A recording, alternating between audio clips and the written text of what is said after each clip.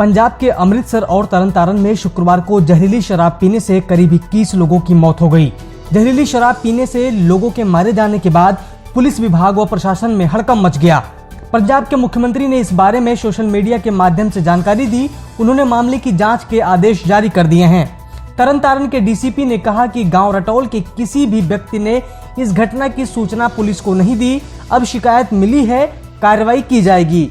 वहीं स्थानीय पुलिस ने आनन फानन में मारे गए 2 लोगों का अंतिम संस्कार भी करवा दिया।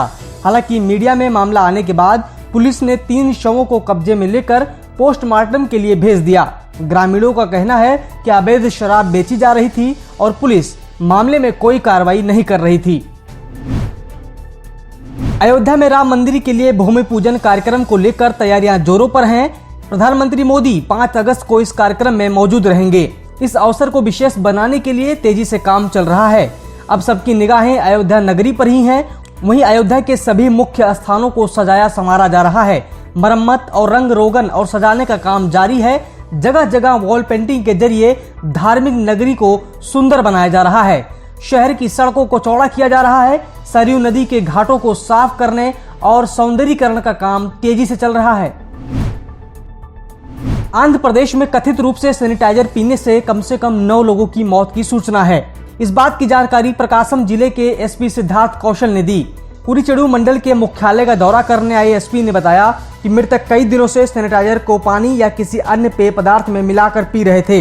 एसपी ने यह भी कहा कि इस बात की जांच की जा रही है कि इन सैनिटाइजर में कोई अन्य जहरीला चीज मिलाकर तो नहीं पिया जा रहा था। एसपी ने बताया कि मृतक परिवार के लोगों का कहना है कि ये सभी मृतक बीते 10 दिनों से सैनिटाइजर पी रहे थे। जम्मू कश्मीर के पीपल कॉन्फ्रेंस के नेता सज्जाद लोन को शुक्रवार को नजरबंदी की हिरासत से रिहा कर दिया गया। वो पिछले 1 साल से नजरबंद चल रहे थे। लोन को जम्मू कश्मीर से अनुच्छेद 370 हटाए जाने के बाद से ही नजरबंदी में रखा गया था। लोन ने रिहा होने के बाद ट्विटर पर ट्वीट कर इसकी जानकारी दी और कहा कि आखिरकार 1 साल पूरा होने से 5 दिन पहले ही मुझे बताया गया कि मैं आजाद हूँ। कितना कुछ बदल गया है, मैं भी बदला हूँ। जेल का ये नया अनुभव नहीं था, लेकिन पहले वाले शारीरिक प्रताड़ना वाले थे, लेकिन ये वाला मानसिक तौर पर थका देने वाला था। उम्मीद कर रहा हूँ कि जल्द ही बहुत कुछ साझा करूंगा। सुशांत सिंह राजपूत मामले की सीबीआई जांच की मांग लगातार उठ रही है, लेकिन महाराष्ट्र सरकार लगातार इससे इनकार कर रही है। अब इस मामले में महाराष्ट्र के पूर्व मुख्यमंत्री देवेंद्र फडणवीस ने भी सरकार पर निशाना साधा है। साथ ही मामले को सुशांत के फैंस से जुड़ा बताया। उन्होंने एक ट्वीट के जरिए इस मामले पर अपनी राय रखी। उन्होंने कहा कि सुशांत सिंह राजपूत की मौत मामले को सीबीआई को दिए जाने के साथ बड़ी संख्या में लोगों की भावनाएं जुड़ी हैं, लेकिन सरकार के रवैये को देखते हुए ऐसा नहीं लगता। लेकिन कम से कम ईडी तो इस मामले में मनी लॉन्ड्रिंग और मनी ट्रेलिंग की जांच तो कर सकती है। झारखंड में बिना कोई छूट दिए सीएम हेमंत सोरेन ने 31 अगस्त तक लॉकडाउन बढ़ा दिया है। वहीं इधर प्रदेश में आज भी कोरोना ब्लास्ट हुआ। यहां एक दिन में कुल 468 नए संक्रमित मिले, जबकि रांची में कुल 71 पॉजिटिव पाए गए। बीते 24 घंटे में 9 लोगों की मौत हुई है। रांची के रिम्स अस्पताल से मिली रिपोर्ट के अनुसार आज कुल 1076 सैंपलों की जांच की गई।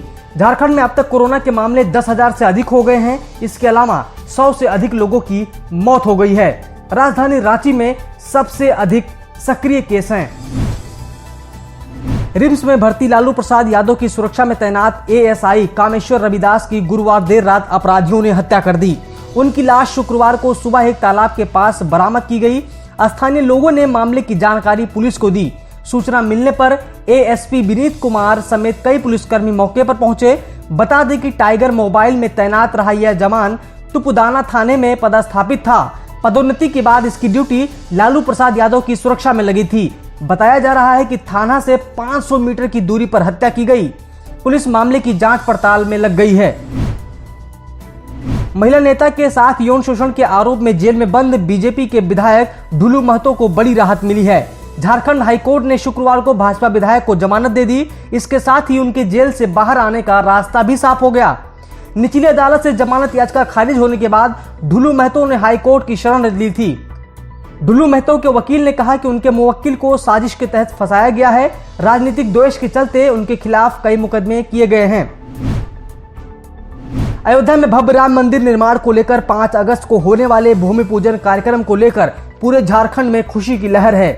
राम भक्त इस पल का गवाह बनने के लिए बेसब्री से इंतजार कर रहे हैं। भूमि पूजन को लेकर झारखंड में पिछले कई दिनों से तैयारियां चल रही थीं। राज्य के विभिन्न जिलों के 2000 से अधिक पवित्र स्थलों से जल और मिट्टी का संग्रह किया जा रहा था।